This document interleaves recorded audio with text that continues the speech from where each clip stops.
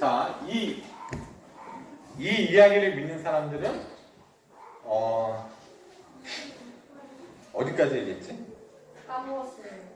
아, 착하게 살려고 노력을 하죠. 그쵸? 또 어떤 게 있겠어요? 근데 착하게 살려고 하면서도 이 사람들은 자꾸 막 전생 이런 거에 막 신경 쓰고, 요즘 전생 이야기 많이 들어봤죠? 내가 전생에 뭐였길래 이렇게 지금 이 시기에 살고 있지?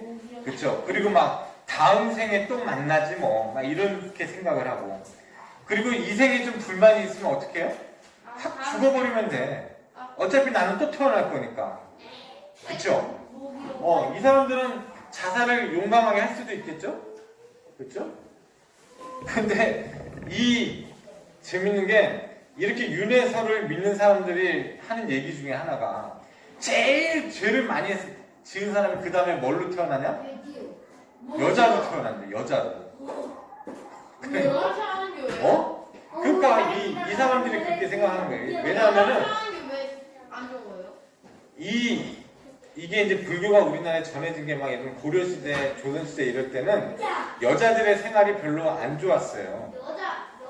그래서 예를 들면 남존여비 해가지고 남자만 막 이렇게 우대를 하고 여자들을 좀 무시하는 세상이었거든. 그러니까 이 당시 사람들은 죄를 많이 지으면 막 여자로 태어난다고 막 그렇게 믿었던 거야. 그리고 이 사람들은 이 짐승이나 벌레가 내가 내 할아버지일 수도 있지. 전생에 내 할아버지. 네, 모기가 할아버지. 모기가 내 할아버지일 수도 있어. 그러니까 살생을 아주 꺼려하지. 그쵸? 살생을 꺼려해요. 이 이야기를 믿는 사람들은 어떤 그런 행동을 갖게 돼요. 넘겨주세요. 근데 이 이야기를 믿는 사람들은 절대 짝 안 하겠네요. 모기 안 죽이지. 그래서 길거리 지나갈 때도 지팡이로 자꾸 땅을 퉁퉁 치잖아. 왜요? 그래서 땅을 퉁 쳐가지고 개미야 내가 가니까 빨리 비켜라고 치는 거예요. 그래서 지팡이도 퉁퉁 치면서 걸어가잖아.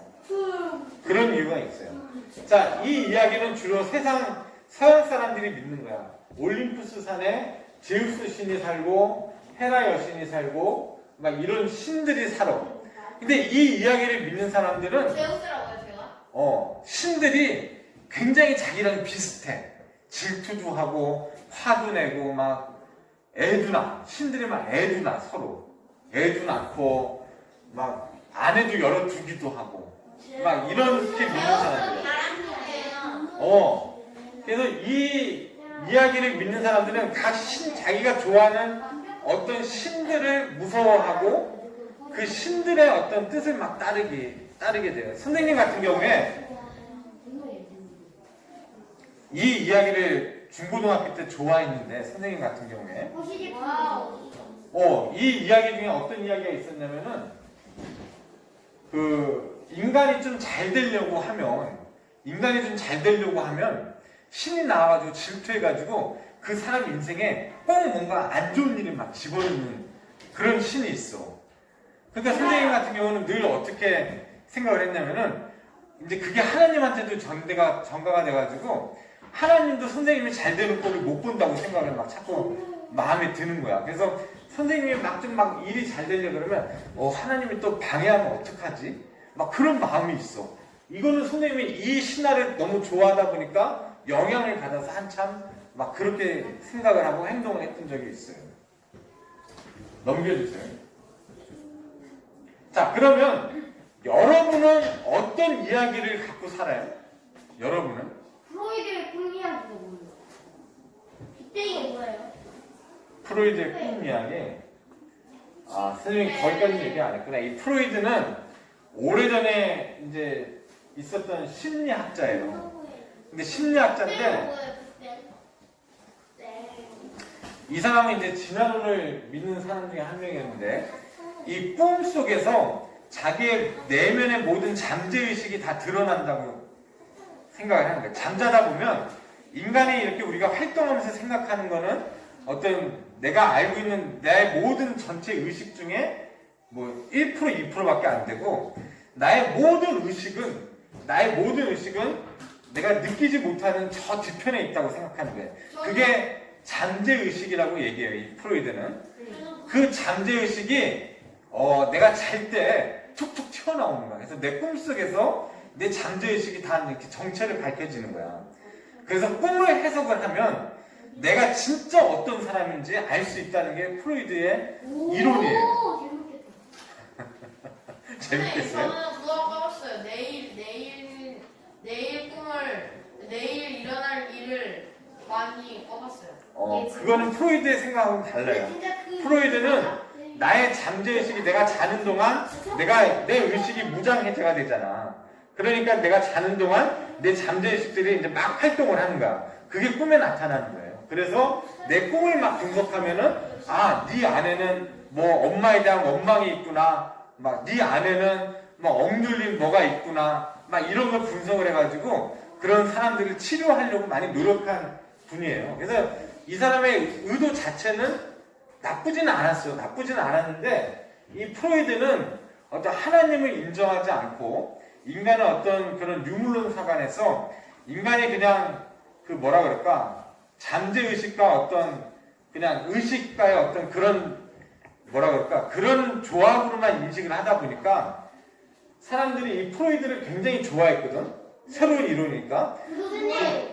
그러다 보니까 하나님은 없고 나의 모든 과거의 행동이 나를 주관하고 있다. 나의 모든 잠재의식이 나를 움직이고 있다고 막 생각을 하는 거야. 그러니까 자꾸 하나님이 아닌 나의 과거의 상처, 잠재의식, 경험 이런 것들에만 사람들이 자꾸 관심을 갖게 되는 거야. 이것도 일종의 그런 이 프로이드 때문에 인본주의가 더 심화가 되는 그런 일이 있었어요. 선생님, 하늘이가 내일이 어떤 일이 벌어질지 꿈꿨는데 그게 진짜 현실이 돼요. 이건 프로이드의 세상에서는 그런 일은 없어. 예지문이에요. 알겠지? 맞아. 예지몽 맞아. 예지몽. 자, 나 1학년 때부터 주목. 아니 wen장문. 여러분들은 어떤 이야기를 믿고 있어요? 어떤 이야기에 의해서 여러분들의 삶이 결정됩니까? 저는 이거요. 프로이드의 꿈이요. 성경. 시온이.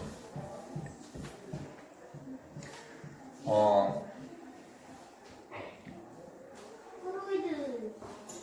하나님은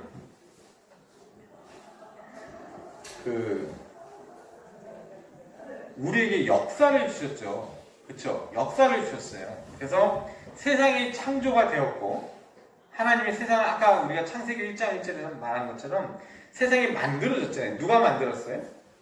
하나님. 하나님이 만드셨다라고 하나님은 선포를 하고 있어요. 그리고 그 하나님의 세상을 만드신 어떤 창조 의도가 있다라고 얘기를 하시고 그런데 그 하나님의 만드신 세상이 사단의 어떤 꼬임에 넘어가서 우리 사람이 꼬임에 넘어가서 죄가 이 땅에 들어옴으로 인해서 하나님의 만드신 세상이 죄로 오염이 되게 됩니다. 시온아 하지 말자. 오염이 되게 돼요.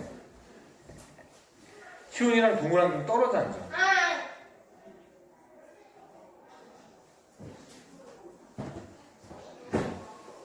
자, 오염이 되고 하나님이 즉각적으로 그 세상을 다시 회복시킬 계획을 가지고 일을 시작하세요.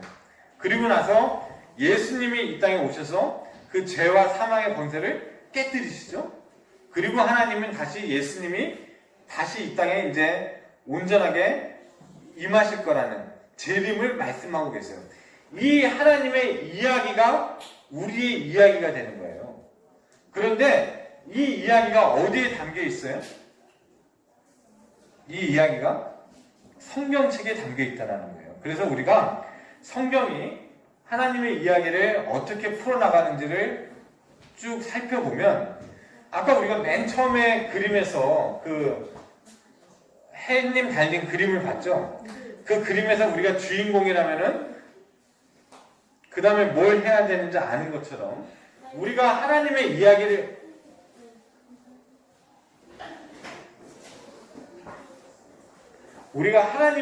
알게 되면 내가 그 이야기 가운데서 무엇을 해야 되는지 알 수 있다는 거예요. 자, 그래서 다음 페이지 넘겨보세요. 예, 쭉 넘겨보세요. 그 다음에는 더 넘겨주세요. 더 넘겨주세요. 다음 페이지. 30분인데.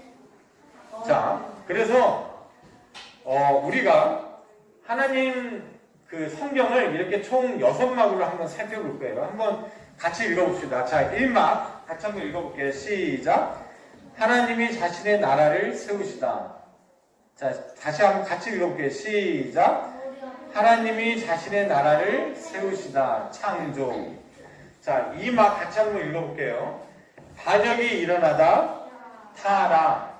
자, 3막 왕이 시작. 왕이 이스라엘을 택하시다. 구속의 시작. 장면 1은 여러분 읽어보세요. 장면 2는 네, 자, 3막은 구속의 성취. 자, 5막은 장면 1, 장면 2, 자, 6막. 예, 그래서 연극처럼 성경을 총 6막으로 한번 나누어서 성경이 어떤 이야기로 전개되어지고 있는지를 볼 겁니다. 자, 그렇게 보는 이유는 뭐라 그랬어요? 보는 이유는? 몰라요.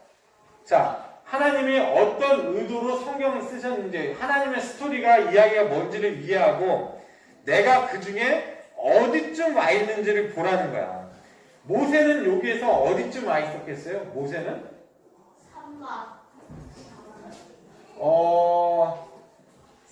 산막의 장면 2쯤 와 있었을 거예요. 모세는. 그러면 예수님은 어디쯤 여기 해당해요? 예수님은? 사막에 해당해요. 예수님은 왕의 오심. 사도 바울은 어디에 해당할까요? 사도 바울은? 장면 2에서 아주 활동적으로 했죠. 사도 바울이. 자, 그러면 여러분들은 어디에 있을까요?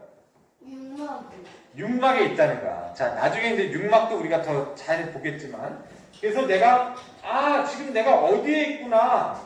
그러면 6막에서 하나님이 하시는 일이 지금 뭐겠구나 하고 알 수 있다는 거야. 하늘아. 알겠어요?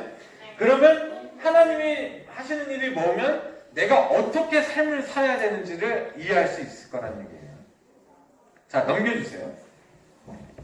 자, 1막. 제목을 같이 한번 크게 읽겠습니다. 시작. 네, 창조 이야기를 넘겨볼게요. 넘겨주세요. 자, 이 그림은 누구의 그림이에요? 응? 정답. 레오나르도 다빈치. 땡. 천지창조였나? 맞아요. 천지창조인데 누구의 그림이에요? 레오나르도 다빈치. 미켈란젤로. 미켈란젤로가 그린 그림이에요. 그래서 근데 선생님은 왜 여기서 하나님과 사람이 손가락을 마주치고 있을까? 이 부분 이유를 잘 모르겠어. 왜? 하나님이에요? 하나님을 그린 거고 사람을 그린 거야. 아담. 근데 왜 이렇게 둘이 손가락을 이렇게 하고 있을까? 정답. 인사법 아니에요? 인사법? 인사법일까? 잘 모르겠어. 왜 이렇게 그림을 그렸을까? 예, 잘 모르겠어요. 저요. 하나님이 세상이랑 자기 천계랑 연결하려고 이게 무슨 뜻인 거 아니에요? 친밀한 관계요. 지금 그것밖에 생각 안 해요. 하여튼 잘 모르겠어요. 자, 그래. 넘겨주세요. 하나님, 사람이. 자, 잠깐만. 자, 오늘은 그래서 창세기 1장과 2장을 얘기할 거고, 시간 관계상 다음 주에도 아마 이 1장을 계속 1막을 해야 될 것 같은데, 집에서 여러분들이 창세기 1장과 2장을 꼭 읽어보세요. 예. 자, 주요 등장인물은 누구겠어요? 1막의 주요 등장인물? 아담, 하와, 창조물. 하나님, 그리고 다른 창조 문제, 달. 자, 그런데 이 창세기는 히브리 말로 쓰여졌어요. 그런데 창세기 1장에서 하나님을 표현할 때 히브리 말로 엘로힘이라고 쓰고 있어요. 엘로힘. 그래서 엘로힘은 하나님을 가리키는 말이에요. 그런데 재밌는 게 이 엘로힘은 이 고대 이스라엘이 살고 있던 그 지역에서 일반적으로 하나님을 가리키는 표현이야. 세상을 창조하신 신, 하나님을 가리키는 표현이 엘로힘이에요. 우리가 신이라고 표현하듯이 우리가 어떤 하나님 영적인 존재를 신이라고 표현하잖아요. 이것처럼 고대 근동에서는 세상을 창조하신 어떤 그 하나님, 그분을 가리킬 때 엘로힘이라는 표현을 써요. 알겠어요? 그런데 창세기 2장으로 나오면서 성경에서 하나님이 여호와 하나님이라는 표현으로 바뀌어요. 하나님을 표현할 때. 어떤 성경에서는 야훼 하나님이라고 바뀌어요. 여호와 하나님, 야훼 하나님. 왜 이렇게 하나님의 이름을 좀 더 자세하게 그렇게 쓰고 있을까요? 이거 어려운 질문인데 맞히는 사람 있으면 2달란트 줄게요. 2달란트. 뭐라고요? 창세기 2장에서 왜 하나님이 1장에서는 그냥 하나님의 엘로힘이라고 하다가 2장에 가면은 야훼 엘로힘 이렇게 바뀌어요. 야훼 엘로힘, 즉 하나님에 대해서 좀 더 자세하게 나옵니다. 왜 그럴까요? 2달란트로 해주시면 맞지? 100달란트로 하면 맞지? 선생님이 얘기할게요. 자, 이 창세기를 쓴 사람은 모세예요. 모세. 이 모세가 이 창세기를 누구한테 써줬을까요? 여호와요. 아니지. 그 당시에 이스라엘 백성들이 들으라고 써준 거야. 창세기, 출애굽기, 레위기, 민수기, 신명기가 모세가 쓴 거거든. 창세기, 출애굽기, 레위기, 민수기, 신명기. 그래서 모세 오경이라 그래요. 그런데 여러분들 출애굽기에서 모세가 어느 날 하나님한테 하나님, 저를 이스라엘 백성에게 보낸 당신을, 자 봅시다 친구들.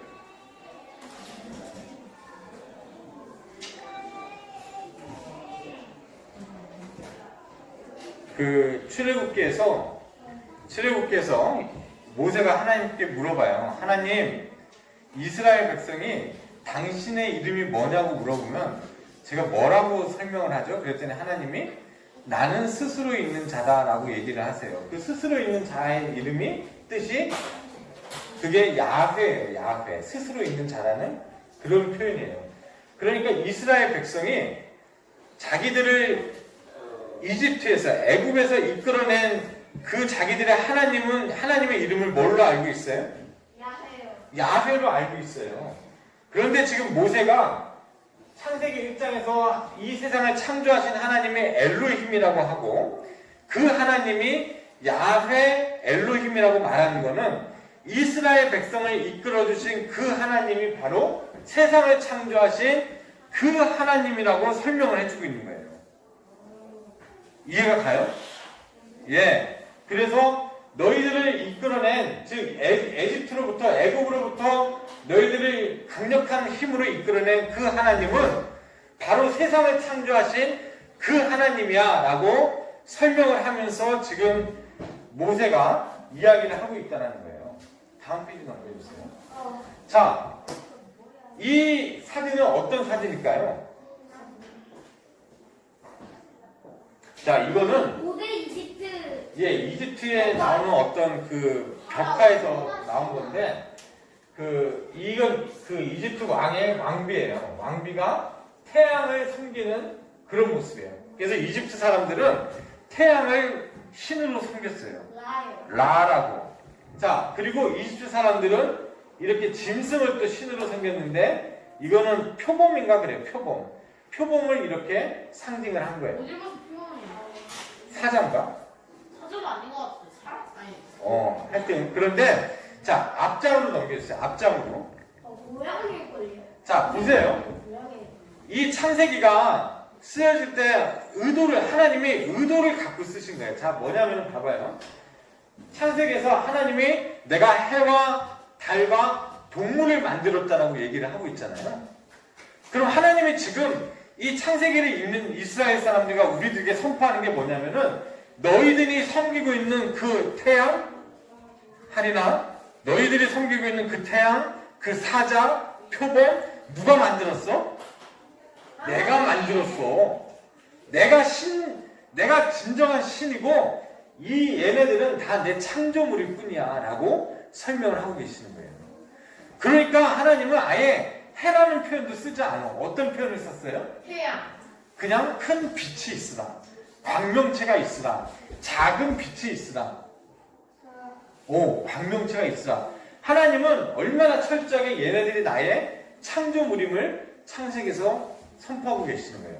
그러니까 지금 그 당시에 이 중동에서 막 섬기고 있던 그런 하나님이 바로 창조자가 바로 나라고 선포하시면서 나머지 해와 달은 결국에는 다 내 창조물임을 설명하고 계시는 거죠. 넘겨주세요. 그 다음 페이지. 자, 그런데 드디어 하나님이 사람 얘기를 하십니다. 자, 읽어볼게요. 자, 이거 한번 같이 읽어보겠습니다. 시작. 우리의 형상을 따라 우리의 모양대로 우리가 사람을 만들었고 그들을 따라 이루며 하늘의 해와 달과 우주와 땅의 기름과 뜻을 다르게 하라. 예, 1장 25절. 그 다음 읽어보세요. 시작. 생육하고 번성하는 땅에 충만하라. 땅을 정복하라. 나라의 우주와 하늘의 새와 땅에 움직이는 모든 생물을 다스리라. 네. 자, 드디어 하나님이 사람을 창조하시는데 하나님의 형상을 따라 사람을 창조하셨대요. 이게 하나님의 형상을 따라 사람을 창조하셨다는 게 무슨 말이에요? 하나님이랑 비슷하게 만들었다. 특히 어떤 점이 비슷하냐면은 얼굴. 인격체로 만드셨다는 거예요. 인격체. 하나님처럼 생각하고 감정을 가지고 서로 관계를 가지고 교류할 수 있는, 교제할 수 있는 인격체로 만들었다는 거예요. 그래서 하나님은 사람을 만드신 다음에 사람하고 교제하시는 거예요. 알겠어요? 하나님의 형상을 따라서 만들었다는 것은 즉 사람과 함께 교제하시겠다라는 하나님의 의도가 거기에 들어가 있는 거예요. 알겠어요? 자, 그리고 하나님이 사람을 만들고 그들로 바다의 물고기, 하늘의 새와 가축과 온 땅과 땅에 기는 모든 것을 뭐하게 했어요? 다스리게 하자. 즉 하나님이 관리자로 만드셨다는 거예요. 관리자로. 자, 그런데 여기가 이게 중요해요. 뭐냐면 이 세상을 다 창조하시면 이 세상은 원래 누구 거예요? 내 거요. 하나님 거요. 하나님 거잖아. 제 거요. 그런데 야, 은유야. 네. 우리가 바꾸면 뺏어가려고. 자, 하나님 건데 그 하나님이 만든 창조물, 하나님이 만드신 온 세상의 주관자로 누굴 세우고 계셔요? 아담이. 사람을 세우고 있다는 거야. 이 말은 무슨 말이냐면 사람을 하나님의 동역자로 세우셨다는 거예요.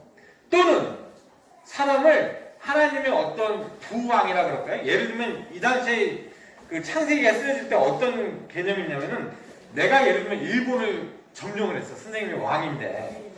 그러면 선생님이 일본에 가 있을 수는 없잖아. 한국을 선생님이 왕이니까. 그러니까 일본의 선생님의 말을 똑같이 선생님의 뜻을 가지고 일본을 다스릴 다른 왕을 하나 세우는 거야. 그걸 부왕이라 그래요. 부왕. 그런 선생님의 마음을 알고 일본을 잘 다스릴 왕을 세우는 것처럼 하나님은 하나님의 마음을 알고 이 세상을 하나님의 뜻대로 다스릴 사람을 세우신 거예요. 왜요? 왜 이렇게 알죠? 그 일을 시키려고. 하나님은 혼자서 다 하시지 않잖아요. 하나님은 혼자서 다 하실 수도 있지만 사람을 세우셔서 사람에게 그 일을 맡기고 그리고 사람을 하나님의 형상을 따라 만들어서 사람과 관계를 맺고 사람을 사랑하고 사람뿐만 아니라 온 우주 만물로부터 경배와 찬양을 받으시기를 원하신 거죠. 그게 하나님의 이 땅을 만드신 창조의 목적이라는 거예요. 자, 그리고 이 28절에도 하나님은 모든 생물을 다스리는 어떤 권세도 주셨지만 의무도 사람에게 주신 거예요. 그래서 이 말을 어떻게 성경학자들이 해석하냐면은 따라해 보세요. 문화명령 또는 창조명령. 자, 무슨 말이냐면 아까 그 그림으로 가르쳤어요. 레오나르도 아니 미켈란젤로의 그림. 자, 미켈란젤로가 이 그림을 아직 못 그렸어. 70% 정도만 완성을 했어. 70%만 완성을 했는데 갑자기 담비한테 미켈란젤로가 찾아오는 거야. 담비한테. 그래서 담비한테 이렇게 말한 거야. 아니 담비야, 내가 보니까 너 그림 솜씨가 너무 좋아. 나는 70%까지 그렸는데 나머지 그림은 담비가 좀 그려주지 않을래? 라고 얘기를 하는 거예요. 담비 기분이 어때? 부족한 점 있긴 해요, 선생님. 아, 좀 부족해 보여요? 아, 그게 아니라. 말하면 제가 이상한 사람 될 것 같은데, 선생님 잘 풀어볼게요. 자, 담비가 그때 기분이 어떨 것 같아? 세계적인 거장 미켈란젤로가 담비를 찾아와서 야, 내가 이 그림을 그리고 있는데 내가 보니까 너 너무 그림 솜씨가 좋아. 그러니까 네가 이것 좀 그려줄래? 담비 기분이 막 째지겠죠. 우와! 미켈란젤로가 나를 인정했어. 저 미켈란젤로 별로 안 좋아하는데. 아니, 예를 들어서 이걸 그리고 나보고 그리래. 막 기분 좋아가지고 막 사람들한테 가서 막 망치 야! 없어요. 내가 미켈란젤로가 나를 인정했어. 나보고 그림 같이 그리재? 막 이럴 거 아니야. 선생님, 저 남자 몸의 구조도 모르는데 어떻게 저걸 그림을 같이. 아니, 예를 들면 그렇다는 거죠. 선생님, 자. 선생님, 생각해보세요. 미켈란젤로 엄마를 다른 사람한테 들은. 자, 아까 그 성경 구절로 가주세요. 동영상에. 그 성경 구절. 자, 잘 보세요. 이게 그 말이에요. 하나님이 세상을 창조하셨는데 세상이 아직 다 창조가 안 끝났다라는 말이야. 창조가. 나머지 70%, 60% 얼마인지 모르겠어. 그거를 누구한테 맡기고 있는 거예요? 사람에게 맡기고 있는 거예요. 사람에게. 그래서 은유에게, 은유야, 너가 이제 내 마음을 알고 내 뜻대로 이 세상을 다스리고 관리해서 이 세상을 내가 원하는 대로 한번 좀 이렇게 잘 관리해봐. 그래서 너가 내 마음을 알고 내 뜻대로 나의 어떤 뜻대로 가지고 내 임재 가운데서 이 세상을 잘 다스리면 온 우주 만물이 나를 찬양하게 될 거야. 하늘이가 내 마음을 가지고 나와 함께 이 땅을 잘 다스리면 온 우주 만물, 동물, 물고기, 산과 뭐 하늘 모든 것들이 그래서 나를 막 찬양하고 나를 경배하게 될 거야. 나는 그걸 원해. 너희들에게 내가 나머지 60%, 40%, 50%를 바로 하늘에게 맡기고 초원이 초인에게 맡길게. 이게 하나님의 의도라는 거예요. 그래서 여러분들에게 창조 명령이라고 하는 게 나머지 부분, 하나님의 계속 창조하고 계시는 이 부분을 사람에게 맡겨주셨다는 거예요. 그리고 이게 왜 문화 명령이라고 하냐면은 사람들이 하나님이 만드신 이 땅을 계속 다스리면서 만들어가면서 문화를 창조해내잖아. 문화를. 음악을 창조하고 그림을 창조하고 사람들 간에 어떤 정치를 하고 뭔가 이렇게 영화도 만들고 뭔가 사람들이 정말 문화를 만들어내거든. 학교도 만들고 이 문화를 하나님의 뜻대로 만들어 가라는 게 하나님의 명령이라는 거예요. 그래서 문화 명령이라는 거예요. 그것이 하나님의 창조 명령이라는 거고. 이 하나님의 창조에 담긴 의미 그리고 사람을 만드신 그 의미가 알겠어요? 어느 정도는? 조금 알겠어요? 하나님이 하나님의 나라를 이렇게 창조하신 하나님의 나라를 창조하시고 그 하나님의 나라가 어떻게 이루어지기를 바랬는지가 오늘 여러분들이 좀 알았으면 좋겠어요. 그래서 오늘 선생님이 그 부분을 좀 설명을 못했는데 하나님이 이 하나님의 나라를 처음에 창조하시고 또 그리고 거기에서 사람을 만드시고 표현하신 단어가 있어. 두 단어. 이거 맞히면 3달러한테 줄게요. 이 세상을 만드시고 사람을 만드시고 하나님 야훼요. 아니 하나님이 어떤 감탄사를 내뱉었어요. 네, 담비. 우와 대박. 저요. 시온이. 보기에 힘이 좋았더라. 맞았어요. 시온이 뒤에 가서도 할 일은 다 하네. 근데 뭐라 했어요 제가? 심이 좋았더라. 따라해봅시다. 심이 좋았더라. 심이 좋았더라. 힘이 좋았더라. 하나님이 여러분들을 보고 그리고 이 세상을 보고 갖고 계시는 마음이 그거예요. 심이 좋았더라. 여러분들을 보고 하나님이 너무 기뻐하시는 거야. 자, 자기를 이렇게 가리켜 보세요. 자기 가슴을 이렇게. 자, 그리고 그럼 이렇게 살살처럼. 자, 따라해 보세요. 하나님이 보시기에 심이 좋았더라. 다시 해봅시다. 하나님이 보시기에 심이 좋았더라. 자, 그리고 또 반대쪽 손으로 자기를 또 쳐보세요. 반대쪽 손으로 내 가슴을 치면서 선생님 저희가 뭐 고릴라인가요? 하나님께서 야, 그렇게 치지 말고 이렇게. 하나님께서 나에게 다스릴 세상을 다스릴 권세와 책임을 주셨다. 네, 이게 오늘 핵심이에요. 알겠죠? 자, 기도손.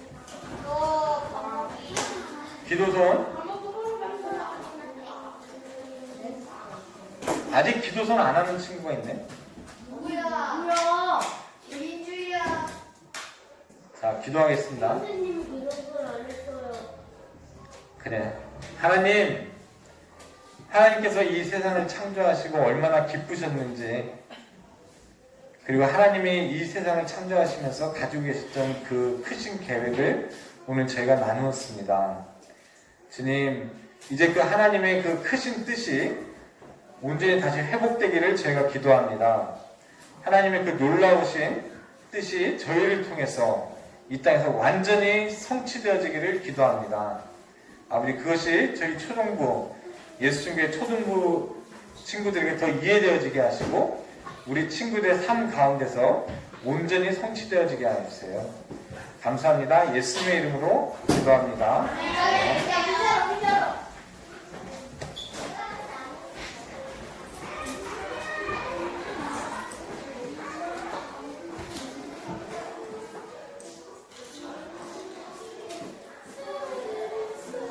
수고하셨습니다.